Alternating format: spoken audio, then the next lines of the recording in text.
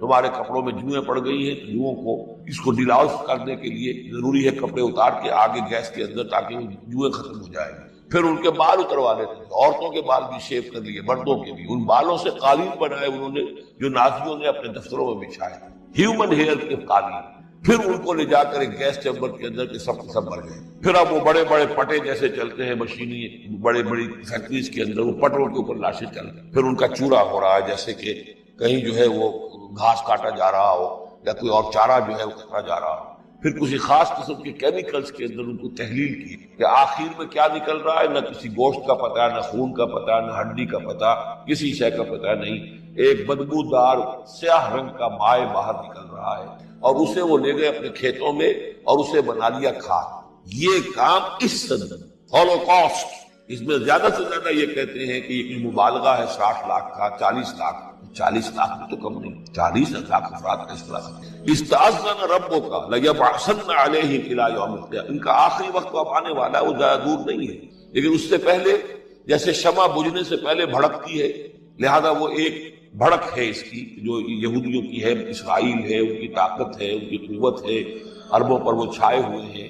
اور واقعہ یہ ہے کہ مسلمان جس عذاب کے مستحق ہو چکے ہیں, اور ان میں سے عرب کیونکہ ہمارے ہاں اونچے درجے کے, اس اعتبار سے امت کے اندر ان کا مقام اونچا درجے کا ہے کہ حضور عرب تھے, انہی کی زبان میں اللہ کی کتاب ہے, اور ان کی جو اللہ تعالیٰ کے دین کی طرف سے جو انہوں نے پیٹھ پھیری ہے, لہذا اس کی جو سزا انہیں مل رہی ہے وہ یہ ہے کہ ایک مغضوب علیہ قوم کے ہاتھوں ان کی تذلیل ہو, ان کے سامنے جھکنا پڑا. جن کے ساتھ کسی ایک کمرے میں کبھی بیٹھتے نہیں تھے, اب ان کے ساتھ گفت و شنید جو ہے اور ان کے ساتھ بغل گیر ہونے کی نوبت جو ہے وہ آئی. اور ابھی جو کچھ ہونا ہے وہ خیر دوسری بات ہے, میں سے نہیں جانا چاہتا.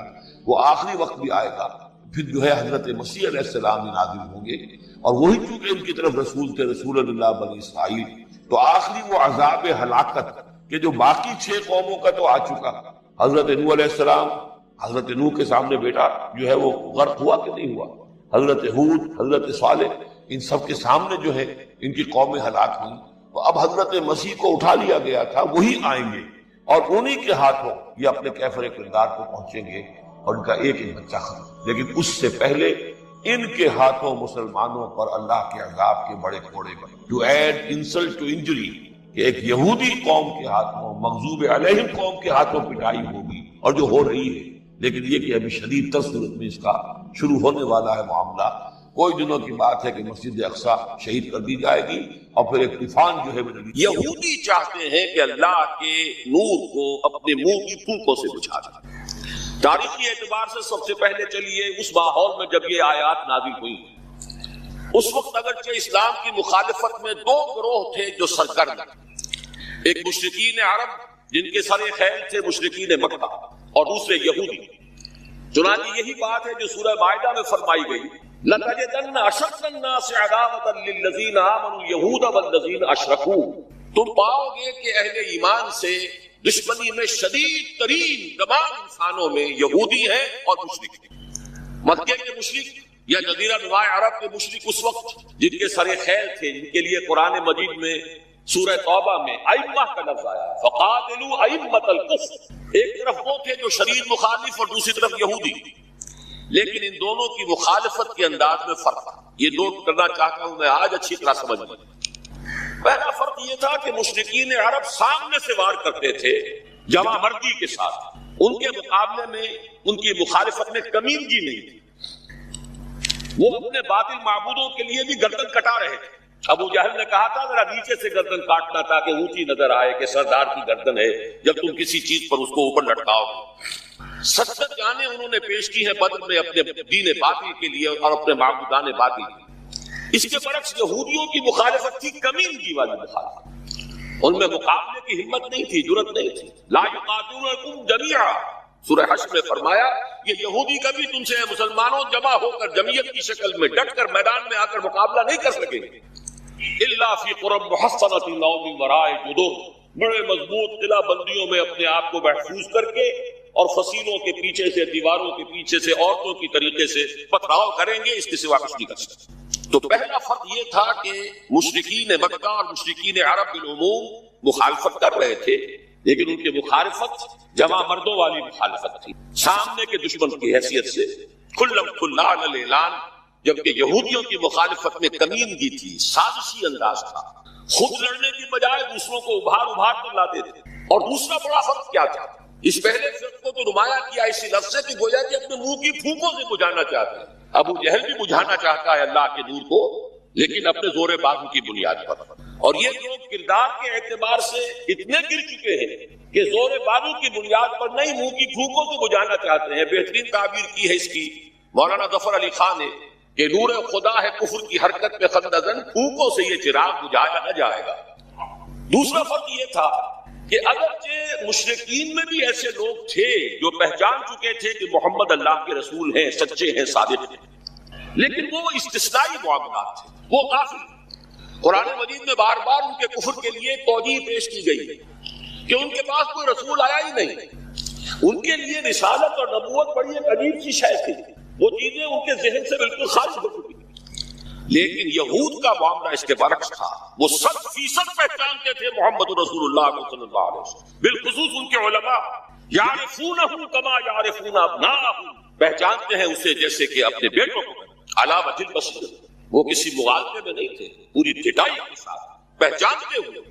آپ کو تو معلوم ہے کہ حضور صلی اللہ علیہ وسلم کی جو نشانیاں ہیں ان کا تو معاملہ بہت آگے کی بات ہے۔ حضور کے ادنا رفقا کا معاملہ کیا تھا کہ حضرت عمر رضی اللہ تعالیٰ عنہ کے بارے میں پوری ان کی صفات ان کے ہاں موجود تھی، اور عیسائی علماء نے ان کے ساتھ ٹیلی کر کے ہی حضرت عمر کو سامنے کھڑے ہو کے دیکھ کر اور پھر جو ہے یروشلم کا قبضہ لیا کہ ہاں یہ وہی درویش بادشاہ ہے جس کا ذکر موجود ہے ہماری کتابوں میں کہ یروشلم اس کے ہاتھوں فتح ہو۔ تو یہ دو فرق ذہن میں رکھیے، یریدون لیطفئوا نور اللہ بافواہہم واللہ متم نورہ۔ دوسری بات جو سوچنے کی ہے اس آیت میں کہ نور اللہ سے مراد کیا ہے؟ اللہ کا نور ایک اعتبار سے ذہن منتقل ہوتا ہے قرآن حکیم کی طرف۔ نور اصل میں قرآن مجید میں ہدایت کے لیے بھی آتا ہے، تورات کے لیے آیا فیہا ھدی و نور، انجیل کے لیے آیا فیہ ھدی و نور، روشنی ہی سے انسان راستہ دیکھ سکتا ہے۔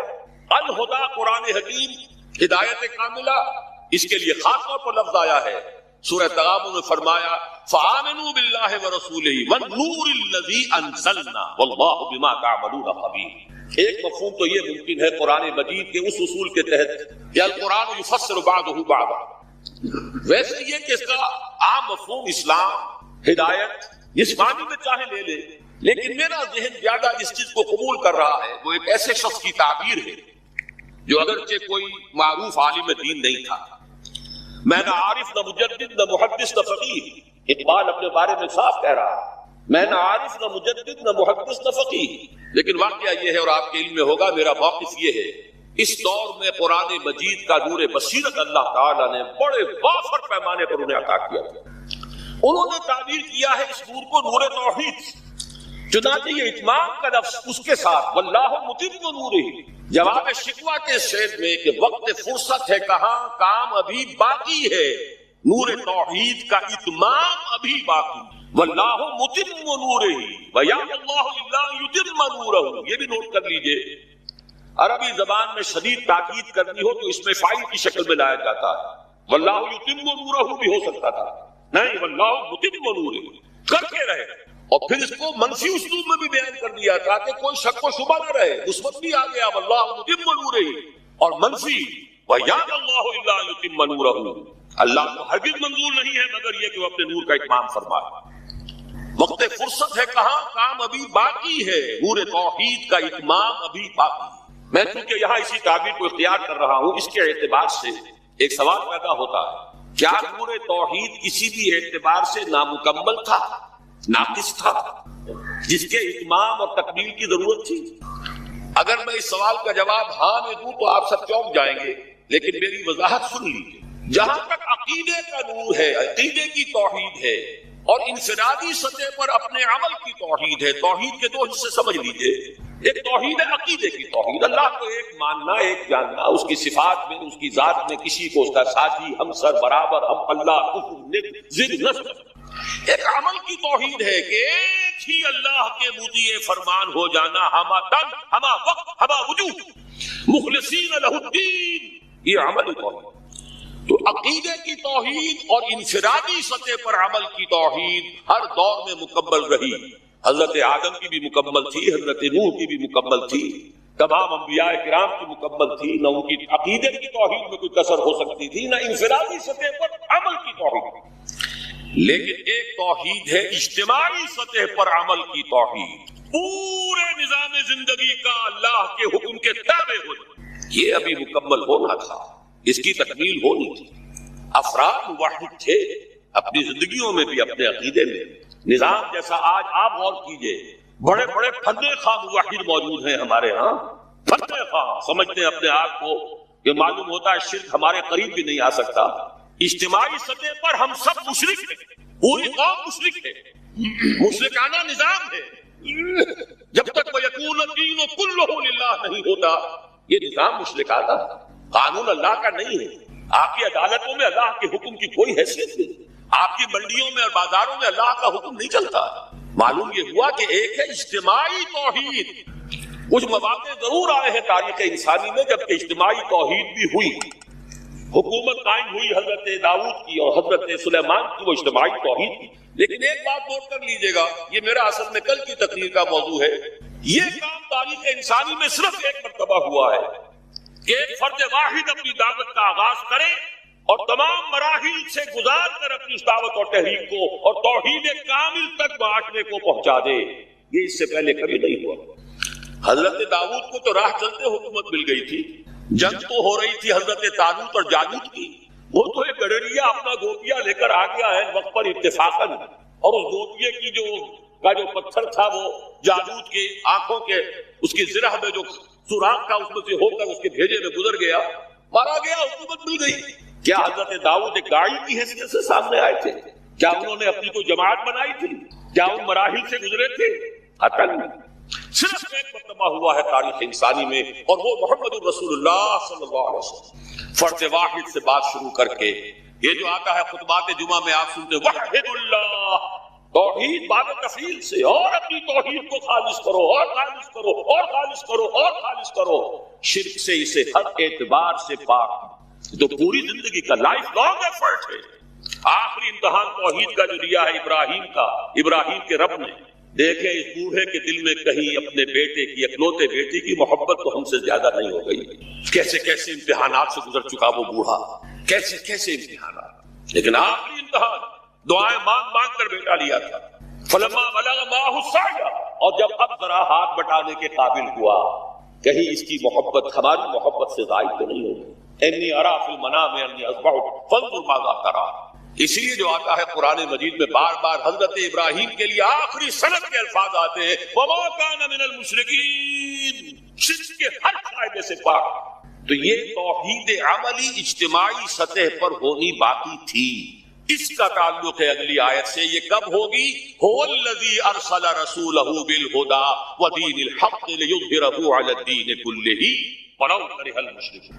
اللہ نے اپنے آخری رسول کو محمد صلی اللہ علیہ وسلم کو تو بھیجا ہی ہے الہدا، وہ دین حق اور الہدا اور دین حق دے کر تاکہ غالب کرے۔ جب تک دین غالب نہیں توحید ناقص ہے۔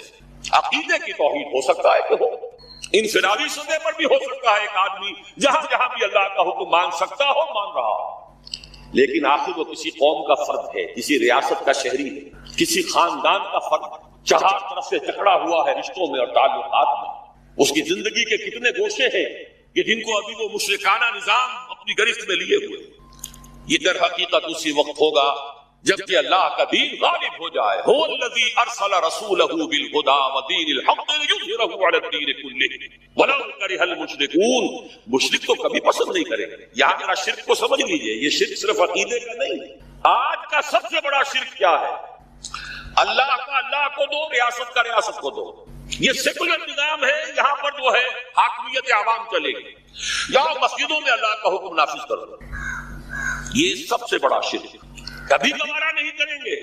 وہ توحید ہو جائے، اللہ ہی کا حکم چلے، سب پر یکساں جاری ہو جائے، سب یکساں اللہ کے حکم کے تابع ہو جائیں۔ وَلَوْ كَرِهَ الْمُشْرِكُونَ، مشرک کبھی نہیں چاہیں گے، لیکن ان کی مخالفت کے علی الرغم، ان کی ساری ریشہ دوانیوں کے باوجود، ان کی تمام سازشوں کے باوجود اللہ کا دین غالب ہو۔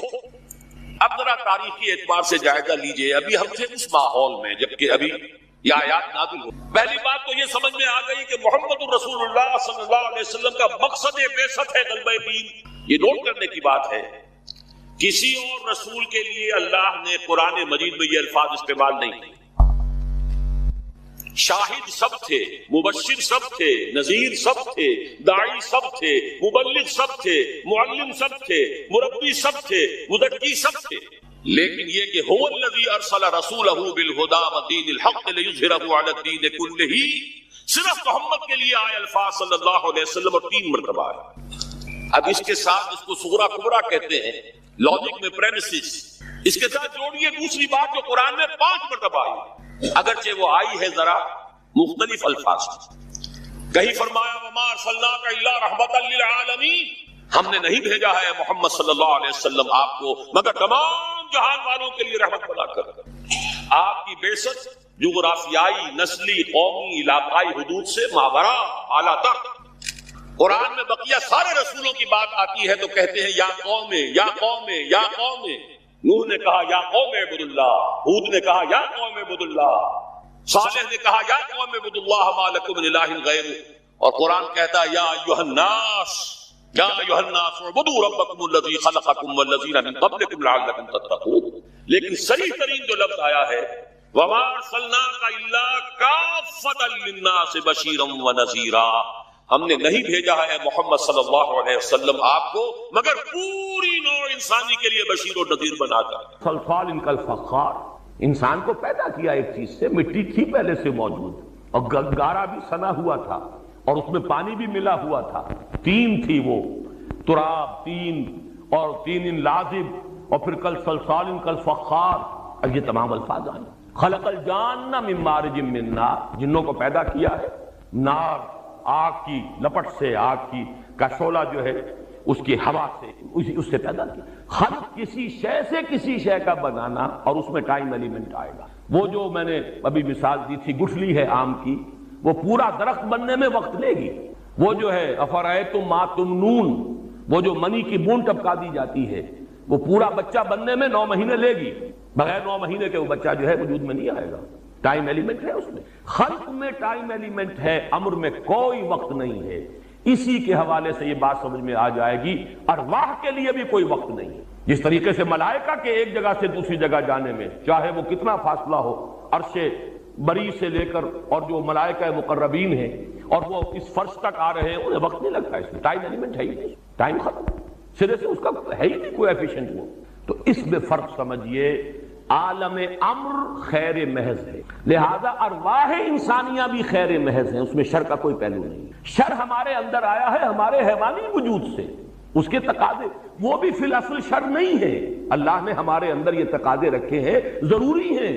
پیٹ کھانے کو مانگتا ہے، اسی سے زندگی کا سلسلہ چلے گا، اسی سے یہ آپ برن کرتے ہیں اور کیلوریز اور وہ اپنے لیے حرارت حاصل کرتے ہیں کہ جو آپ کو قوت دیتی ہے. اسی طرح آپ کے اندر اگر جنسی جذبہ ہے، اسی سے تناسل ہے. یہ شر محض نہیں ہے. لیکن یہ جب انسان کے کنٹرول سے باہر ہو جائیں، سرکش ہو جائیں اور یہ اگر غلط راستوں پر پڑ جائے تو شر وجود میں آ جائے گا. اعتباری شے ہے، فی الاصل تو شر نہیں.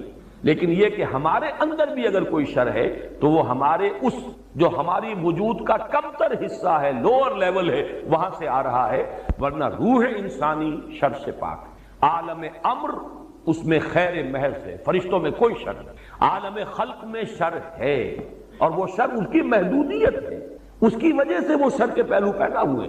اب آیا سوال کہ جب پھر ہم کیا کہیں گے حضور صلی اللہ علیہ وسلم، اسی میں پھر انبیاء، صلحاء، اتقیاء، ان سب کا معاملہ آ جائے گا کہ کیا ان میں کوئی شر ہے. تو واقعہ یہ کہ جہاں تک وہ وجود جو ہے انسانی وجود یا جسے ہم حیوانی وجود کہیں، مادی وجود، اس میں تو شر ہے. یہی وجہ ہے کہ حضور نے فرمایا میرے ساتھ بھی شیطان ہے. آپ نے یہ نہیں فرمایا میرے ساتھ شیطان نہیں. ہر انسان کے ساتھ ایک شیطان ہے. اور آپ سے پوچھا گیا کہ آپ کے ساتھ بھی ہے؟ فرمایا ہاں ہے. لیکن پھر مختلف الفاظ آتے ہیں، کہیں یہ کہ میں نے اسے مسلمان کر لیا ہے، کہیں یہ کہ میں اس کے شر سے محفوظ ہوں. یہ بات دوسری ہے کہ حضور کی روح اتنی نورانی ہے، وہ اتنی پرفتوح ہے کہ آپ کے وجود کا وہ جو مادی حصہ ہے اس پر پوری طرح غالب ہے. اس لیے آپ کو ہم کہیں گے خیر محض. لیکن یہ نہیں، اپنے وجود کے اعتبار سے، عالم خلق ہونے کے پہلو سے آپ کے اندر بھی وہ پہلو موجود تھا. آپ کے اندر بھی وہ جو داعیات ہیں انسانی وہ موجود تھے، داعیات نفسانی موجود تھے، ہوائی جو ضروریات انسانی اور حیوانی موجود تھے، سب کچھ تھا۔ البتہ یہ کہ روح کا غلبہ اتنا ہے، وہ پورے وجود پر اس طریقے سے غالب ہے کہ نتیجے کے اعتبار سے زیرو ہو گیا ہے شر، لیکن یہ نہیں کہ وہ حقیقت اصلاً موجود نہیں تھا۔ تو اس بات کو نوٹ کر لیجئے، قل اعوذ برب الفلق من شر ما خلق۔ اصل میں تو اس سورہ مبارکہ کا مضمون ان 2 آیتوں کے حوالے سے مکمل ہو گئے۔ باقی 3 آیتیں ما خلق ہی کے 3 حصوں کی مزید وضاحت ہے۔ ما خلق جو الفاظ ہیں ان کی عمومیت دیکھیے تو وہ تو گویا کہ پورے وجود پر، پوری مخلوقات پر، من حیث ہوا مخلوق، جس اعتبار سے وہ مخلوق ہے وہ شر اس کے اندر موجود ہے، اس کی محدودیت کی بنا پر، لہذا وہ تمام چیزیں اسی میں مندرج ہیں، لیکن ان کو مزید واضح کیا ہے ضروریات انسانی کے۔ وَمِن شَرِّ غَاسِقٍ إِذَا وَقَبَ، یہاں پھر وہ لفظ آ گیا جس میں تھوڑی سی وضاحت کی ضرورت ہوگی۔ غسق کے معنی جو ہے اس میں بھی خاصا اختلاف ہے اہل لغت کے مابین۔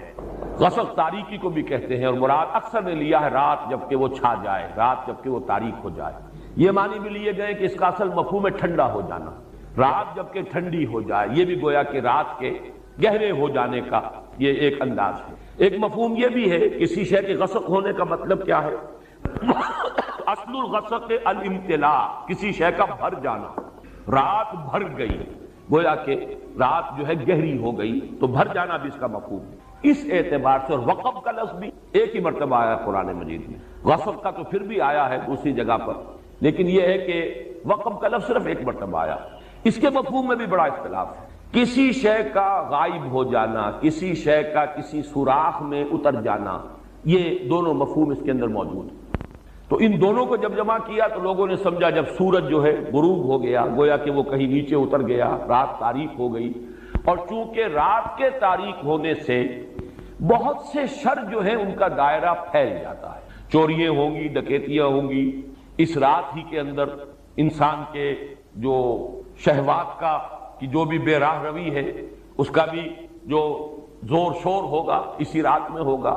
یہ رات جو ہے وہ ایک اعتبار سے بہت سے شرور اور بہت سی برائیوں کے لیے گویا کہ ایک پردہ اور ایک ڈھال کا کام دینے والی شے ہے، اس لیے یہ مفہوم ہے عام طور پر جو لیا گیا رات کے شر سے جبکہ وہ چھا جائے، اور اس رات کا شر اس کے اندر جو بھی یہ جرائم ہیں یا بہائم ہیں یا موذی قسم کے جانور ہیں، سانپ نکلے گا رات کو، بچھو نکلیں گے رات کو، اور مختلف حشرات الارض نکلیں گے، اسی طریقے سے جو ارواح خبیثہ ہیں ان کا بھی بڑا جولانی کا وقت جو ہے یہ رات کا وقت ہے، تاریکی کا وقت ہے، چوریاں وغیرہ یہ بھی رات کی ہیں۔ اس اعتبار سے ان سب کے لیے ایک جامع تعبیر من شر غاسق اذا وقب۔ البتہ اس کے اصل لغت پر اگر توجہ رکھیں، اور میں بعد میں عرض کروں گا مولانا محمد قاسم نانوتوی رحمۃ اللہ علیہ نے جو ایک تمثیل ڈیولپ کی ہے اس سورہ مبارکہ میں جو 4 شر آئے ہیں ان کا آپس میں نسبت اور تعلق کو واضح کرنے کے لیے، اس میں یہ بات مزید واضح ہو جائے گی کہ اصل میں انسان کے حیات معنوی اور حیات مادی، اس کے لیے جن چیزوں کی ضرورت ہے ان کا سلسلہ منقطع ہو جانا، پانی ہے، پانی کے سوتے اگر خشک ہو جائیں تو یہ بھی پانی نیچے اتر جاتا ہے، جیسے سورہ ملک کی آخری آیت ہے اَرَأَيْتُمْ إِنْ أَصْبَحَ مَاؤُكُمْ غَوْرًا فَمَنْ يَأْتِيكُمْ بِمَاءٍ مَّعِينٍ، ذرا کبھی تم نے غور کیا، سوچا اگر تمہارا پانی نیچے اتر جائے گہرائی میں، بہت دور چلا جائے جہاں سے تم اس کو کھینچ کے نہ لا سکو، تو پھر کہاں سے کون تمہیں پانی لا کر دے گا؟ گویا کہ سوتے خشک ہو گئے، پانی مبدأ حیات ہے۔ اسی طریقے سے سورج سے جو بھی ریڈیشن آ رہی ہے ہمیں حرارت اور روشنی دونوں اس سے مل رہی ہیں، اور دونوں چیزیں ہمارے وجود کے لیے، زندگی کے کاروبار کے لیے، فصلیں پکتی ہیں تو سورج کی حرارت سے پکتی ہیں، ہوائیں چلتی ہیں، بارشوں کا نظام ہے، یہ سارا کا سارا سورج ہی کے ساتھ وابستہ ہے، تو یہ بھی اسباب حیات سے متعلق ہے، اور یہ گویا کہ اس کا ایک بہت، اور سورج غروب ہوتا ہے، اس اعتبار سے تمام اسباب حیات، خواہ وہ حیات معنوی ہو خواہ وہ حیات مادی ہو، ان کے سلسلے کا انقطاع جس پہلو سے بھی ہو جائے گا وہ غاسق اذا وقب کے حکم میں آ جائے گا، اور اس میں نمایاں ترین چیز سورج ہی ہے۔ آپ کو معلوم ہے کہ انسان نے جب اب عہد طفولیت اس کے شعور کا تھا تو سب سے پہلے جس کو معبود مانا ہے وہ سورج ہے، اس لیے کہ اتنا تو سمجھ میں آ گیا تھا انسان کے سورج کی گرمی سے یہ سارا دھندا چل رہا ہے، سورج کی حرارت سے یہ ہوائیں چلتی ہیں سورج کے حرارت سے، یہ ہماری فصلیں پکتی ہیں، اس اعتبار سے سورج گویا کہ مبدا سمجھا انہوں نے کہ ہمارے وجود کا اور ہماری ربوبیت کا سب سے بڑا وسیلہ اور ذریعہ سورج ہے۔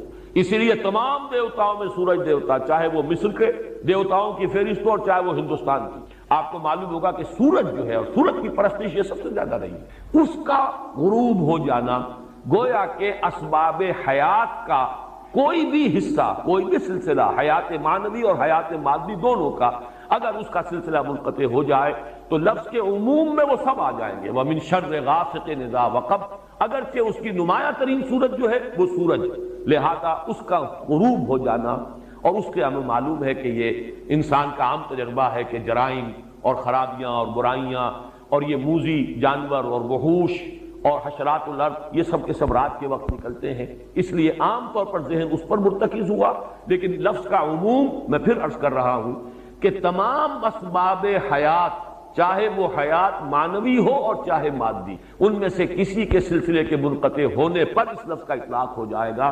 وَمِن شَرِّ غَاسِقٍ إِذَا وَقَبَ وَمِن شَرِّ النَّفَّاثَاتِ فِي الْعُقَدِ، اور پھونک مارنے والیوں کی شر سے کہ جو گرہوں پر، عقدوں پر پھونک مارتی ہیں۔ یہ ہے وہ جادو اور ٹونے کا معاملہ، جادو ٹونا ٹوٹکا۔ اس میں نفاسات کیوں آیا؟ جادوگر تو مرد بھی ہوتے ہیں، عورتیں بھی ہوتی ہیں، اس کے بارے میں مختلف تعبیرات کی گئی ہیں، چونکہ ان کے نفوس کی یہ شرارت ہے لہذا نفس کی طرف نسبت دیتے ہوئے اسے مؤنث بنایا گیا، یا چونکہ ان کی جماعتیں ہیں، ان کے گروہ ہیں، لہذا ایک جماعت کے لیے لفظ مؤنث کہا جاتا ہے عربی زبان میں، تو شاید اس کے اعتبار سے نفاسات کہا گیا۔ ایک رائے یہ بھی ہے کہ عاصم ابن لبید کی بہنیں اور بیٹیاں خاص طور پر ماہر تھیں، اور جو جادو اس نے کیا حضور صلی اللہ علیہ وسلم پر اس میں وہ بھی شامل تھی، اس لیے شاید یہ نفاسات کا لفظ آیا ہے۔ بہرحال اس پر ہمارے تمام مفسرین کا اجماع ہے کہ اس سے مراد ہے جادو کے لیے، ٹونے کے لیے، ٹوٹکے کے لیے کچھ پھونک پھونک کر گرہوں پر پھونکے مارنا اور گرہ لگانا۔ عقد یہ جمع ہے عقدے کی، عقدہ کہتے ہیں گرہ، تو عقدہ جمع اس کی عقد، گرہوں پر پھونکے مارنے والیوں کے شر سے رب الفلق کی پناہ میں میں آتا ہوں۔ یہ معاملہ جو ہے میں چاہتا ہوں کہ ذرا ایک اس کی لغوی بحث سمجھ لیجئے، نفس کسے کہتے ہیں۔ اب یہاں بھی آپ دیکھیں گے نفس اور نفس قریب ہے، یہ نفس سا جب آئے گا تو وہ سین نہیں ہے، ویسے تو لفظ نفس بھی اس کے قریب ہے، نفس تنفس، سانس لینا، سانس میں بھی یہ ہوا جو ہے اندر جاتی ہے باہر آتی ہے، لیکن نفس کے معنی پھونک مارنا۔ نفس اس کو کہتے ہیں پھونک کو جس کے ساتھ کوئی تھوک وغیرہ شامل نہ ہو۔ نفس وہ ہے جو زور کے ساتھ پھونکا جائے، پھونک ماری جائے تو کچھ نہ کچھ لعاب جو ہے اس کے ساتھ شامل ہو جاتا ہے۔ تفل کہتے ہیں باضابطہ پھونکنے کو۔ تو نفس جو ہے یہ نون فا اور سا، یہ نفس جو ہے نفق اور تفل کے مابین کی شے ہے۔ جب زور کے ساتھ پھونک ماری جاتی ہے تو کچھ نہ کچھ لعاب جو ہے اس کے ساتھ شامل ہو جاتا ہے، یہ ہے نفس، پھونکے مارنا شدت کے ساتھ، زور کے ساتھ۔ اور اس میں بھی میں یہ سمجھتا ہوں کہ وہی کہ جو بھی انہوں نے جو کچھ پڑھا ہے ان کلمات کے اندر جو بھی خرابی ہے، اس کے ساتھ ساتھ وہ جنہوں نے ریاضتیں کی ہوئی ہیں، مشقیں کی ہوئی ہیں، ان کی اپنی انرجی کا جو ایک حصہ ہے وہ اس پھونک کے اندر شامل ہو کر وہ اس جادو کا ذریعہ اور سبب بنتا ہے۔ نفاسات فی العقد، یہ ایک صرف طبقہ ہے دور جدید میں کہ جو اس جادو کو اور حضور صلی اللہ علیہ وسلم پر بالخصوص جادو کے اثر ہونے کی نفی کرتا ہے۔